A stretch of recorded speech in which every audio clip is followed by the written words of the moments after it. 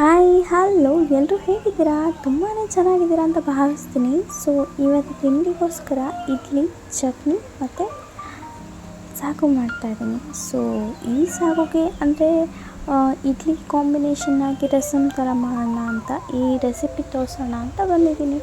Okay, ಇದಕ್ಕೋಸ್ಕರ ತೊಗರಿಬೇಳೆ ಮತ್ತು ಹೆಸರುಬೇಳೆ ಹಾಕ್ಕೊಳ್ಳಿ, ಟೊಮೆಟೊ ಕೂಡ ಹಾಕ್ಕೊಳ್ಳಿ, ಚೆನ್ನಾಗಿ ಬೇಯಿಸ್ಕೊಳ್ಳಿ, 2 ವಿಷಲ್ ಆಗಲಿ.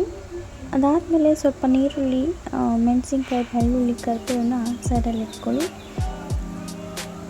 ಒಂದು ಪಾತ್ರೆ ತೊಗೊಳ್ಳಿ, ಎಣ್ಣೆ, ಸಾಸಿವೆ, ನೀರುಳ್ಳಿ, ಬೆಳ್ಳುಳ್ಳಿ ಹಾಕ್ಕೊಂಡು ಚೆನ್ನಾಗಿ ಫ್ರೈ ಮಾಡಿ. ಫ್ರೈ ಆದಮೇಲೆ ವಿಷಲ್ ಕೂಗಿರುವಂಥ ಬೇಳೆನ ಹಾಕ್ಕೊಳ್ಳಿ, ಸ್ಮ್ಯಾಶ್ ಮಾಡಿ ಹಾಕ್ಕೊಳ್ಳಿ. ಟೊಮೆಟೊನ ರುಬ್ಕೋಬೇಕು.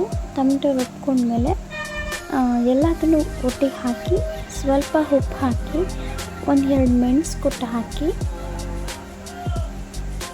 Rasam powder 4 spoon rasam powder ಹಾಕಿ, ತುಂಬ ಟೇಸ್ಟಿಯಾಗಿರೋ, ತುಂಬ ಹೆಲ್ದಿಯಾಗಿರುವಂಥ ಈ ಒಂದು ಸಾಗು ಥರ ಇರೋ ಸಾಂಬಾರು ರೆಡಿ ಆಗುತ್ತೆ. ಸೊ ತುಂಬ ಟೇಸ್ಟಿಯಾಗಿತ್ತು, ಅದಕ್ಕೋಸ್ಕರ ಇದನ್ನು ನಾನು ನಿಮ್ಗೆ ಶೇರ್ ಮಾಡ್ಕೊತಾ ಇದ್ದೀನಿ.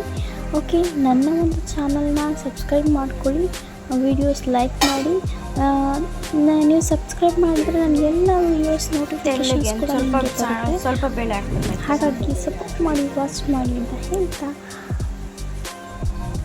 ನೋಡಿ ರಸಮ್ ರೆಡಿ ಆಯಿತು. ತುಂಬ ಟೇಸ್ಟಿಯಾಗಿದೆ ಇಡ್ಲಿ ಮತ್ತು ಚಟ್ನಿ ಮತ್ತು ಸಾಗು.